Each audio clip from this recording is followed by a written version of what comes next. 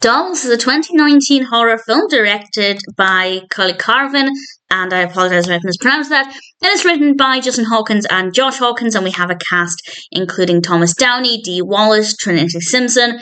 Great cast, solid performances. I guess it's okay. It's not that scary, but there are some good moments, and the narrative is interesting enough. A writer and his daughter move into this house, and there are some creepy dolls there. I do like the designs of the dolls.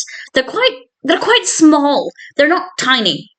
But usually when we have creepy doll horror, the dolls are usually the size of a small child, but they're actually quite small, and I rather like that. I thought it worked quite well. And the writer is a children's author, is using these dolls to perhaps create some stories, but the dolls have ideas of their own, and I'll say no more than that.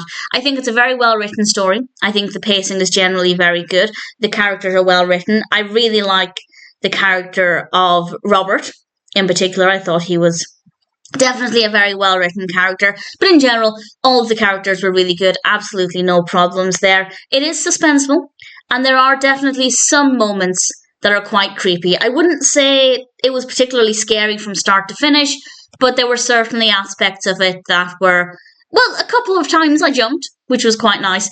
And in general, I thought it was a pleasant experience. I like creepy doll horror films. The doll aspect I thought worked quite well.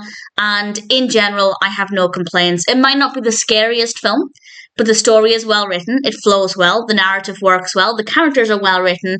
The performances are really good. And the dolls look great. So all things considered, I don't really have any complaints. As I said, it's not the scariest, so if you like doll horror but you don't love really scary films, this is a good one to go with. Or if you're not sure if you're going to enjoy doll horror, because I know a lot of people are very scared of dolls. I'm moderately scared. I wouldn't want a doll of this nature in my house, but I'm not that bothered about them. But I do enjoy doll horror, and it's not a bad film.